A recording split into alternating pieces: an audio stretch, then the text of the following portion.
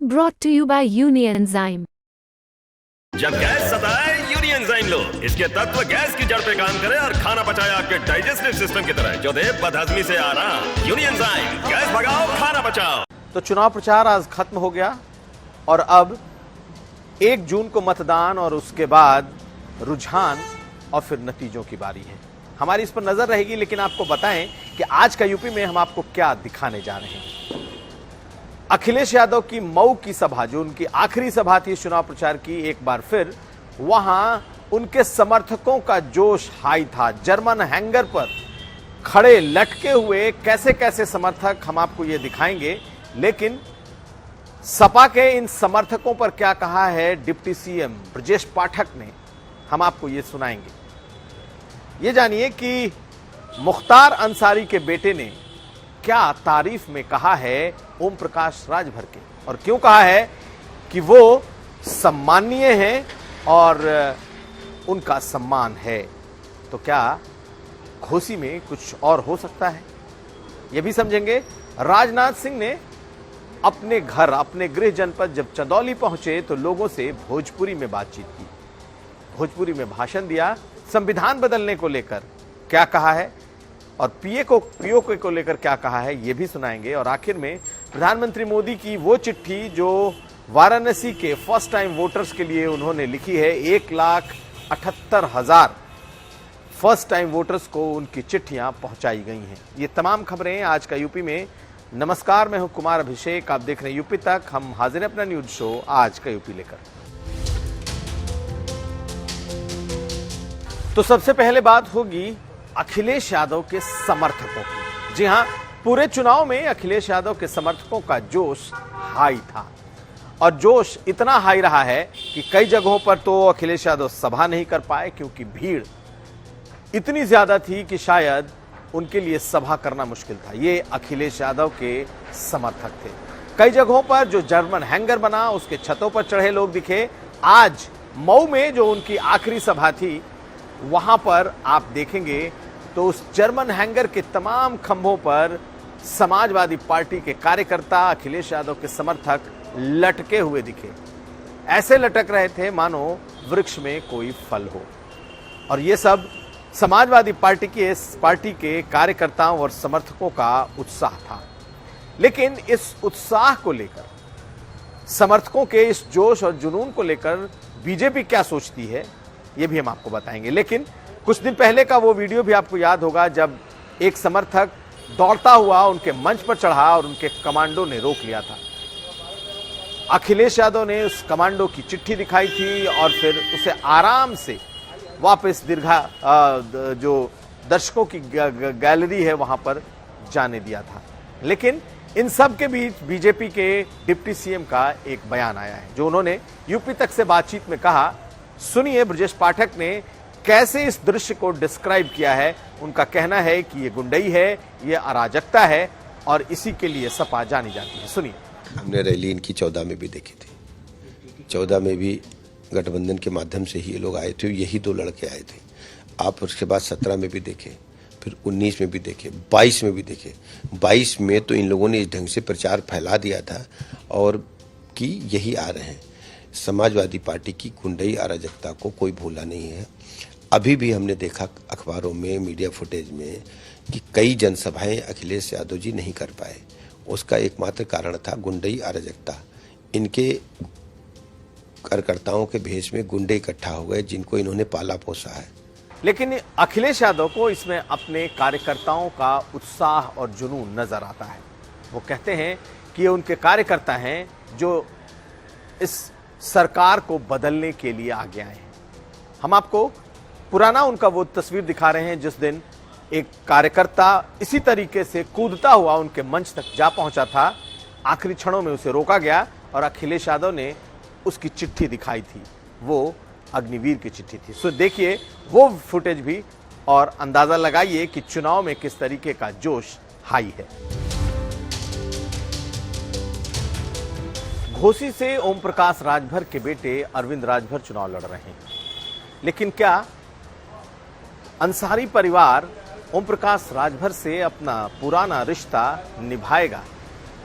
दरअसल घोसी से समाजवादी पार्टी के उम्मीदवार राजीव राय हैं और अंसारी परिवार इस वक्त समाजवादी पार्टी में है। इसके अलावा अगर देखा जाए तो ओम प्रकाश राजभर की पार्टी से मुख्तार अंसारी के बेटे भी विधायक हैं और आज जब मुख्तार अंसारी के दूसरे बेटे उमर अंसारी से यूपी तक ने बात की तो उन्होंने कहा कि ओम प्रकाश राजभर से हमारे रिश्ते हैं और हम उन रिश्तों को निभाएंगे। हमारे परिवार के लोग अलग अलग दलों में हैं, लेकिन हम उन रिश्तों को निभाएंगे जो रिश्ते हमारे उससे हैं।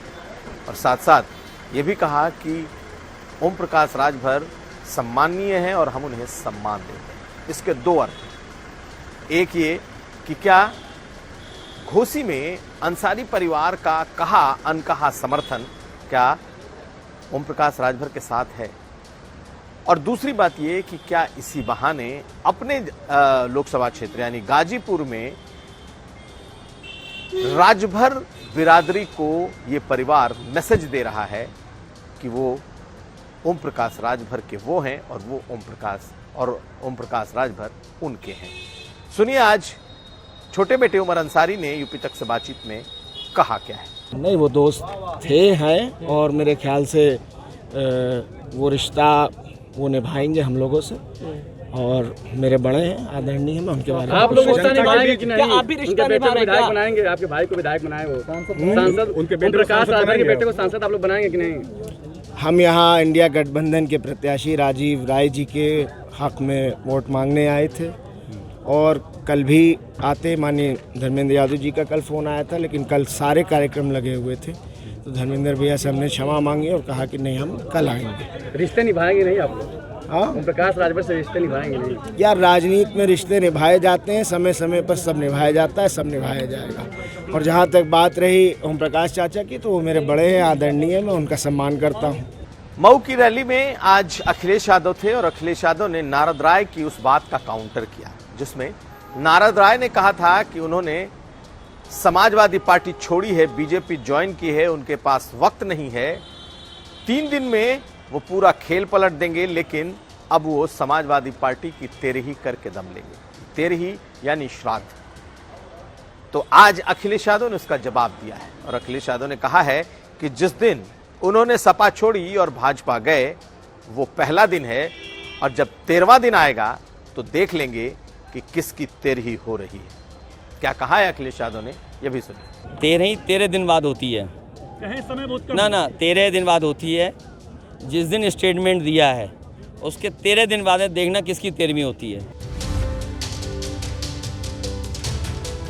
आज राजनाथ सिंह अपने पुश्तैनी जिले अपने गृह जनपद में थे और वहां पर उन्होंने भोजपुरी में भाषण दिया। हम आपको भोजपुरी के भाषण का कुछ हिस्सा भी सुनाएंगे, लेकिन उन्होंने संविधान बदलने वाले मुद्दे पर लोगों से कहा कि छोटे मोटे बदलाव कांग्रेस के जमाने के साथ ही शुरू हो गए थे जब देश आजाद हुआ, लेकिन उसके मूल प्रस्तावना से छेड़छाड़ इंदिरा गांधी ने इमरजेंसी के दौर में किया था। अब किसी की हिम्मत नहीं कि वो आरक्षण या संविधान के साथ कोई छेड़छाड़ कर सके, ना ही इसकी इजाजत दी जाएगी। आज एक बात उन्होंने मुख्यमंत्री योगी आदित्यनाथ के बारे में कही और कहा कि वो कमाल के मुख्यमंत्री राजनाथ सिंह भी रहे हैं। उन्होंने कहा कि मैं भी मुख्यमंत्री रहा हूं, लेकिन मुख्यमंत्री योगी आदित्यनाथ तो कमाल के मुख्यमंत्री बने। सुनिए राजनाथ सिंह का ये भाषण। अच्छा ये बतलावा जाए तो उनके मुफ्त राशन वासन मिला था कि नहीं? सब लोग हाथ उठाओ ईमानदारी से के गए कि मिला था? बताओ ओकरे बाद भी हमें इतना चिल्लाए के पड़त है। 5-5 किलो मुफ्त राशन आज से नहीं तो उनके 3 साल से मिला था। 3 साल होगा ना सुशील? 4 साल से मिला था। बताओ। और सुन ला, अगले 5 साल तक मिली, ये मोदी जी कह दे हुआ, हम तो वचन दे के जाते हैं कि मिली। और हम वचन इसलिए देते ही घोषणा पत्र जो तैयार भय रहे, मोदी जी ओकर जिम्मेदारी हमें की दिले रहना, तो ही अध्यक्ष रहा तो ही बनावा। वो कहलक भाई 5 साल के बढ़ाए दा, 5 साल आगे सबके मिली। और आखिर में प्रधानमंत्री मोदी की वो चिट्ठी जो फर्स्ट टाइम वोटर्स के लिए उनके लोकसभा क्षेत्र में बांटी गई है। 1,78,000 नए मतदाताओं को यहां शामिल किया गया पिछले 5 सालों में, यानी कि जिन्होंने 2019 में वोट नहीं किया था लेकिन 2019 से जिनका नाम मतदाता सूची में जुड़ता रहा और 2024 में जिन्होंने पहली बार बीजेपी को वोट किया है, या फिर ऐसे लोग जो जुड़े हैं जिनके नाम, उनको प्रधानमंत्री मोदी की तरफ से एक लेटर भेजा गया है और उस लेटर में उनके उज्जवल भविष्य की कामनाओं के साथ साथ बीजेपी को वोट देने की भी अपील की गई है।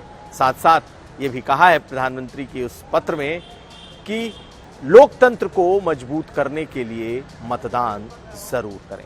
तो ये पहली बार एक नया प्रयोग है जिसे प्रधानमंत्री मोदी ने अपने वोटरों के साथ प्रयोग किया है। हर नए वोटर को अपने नाम की चिट्ठी उसके नाम के साथ भेजी है।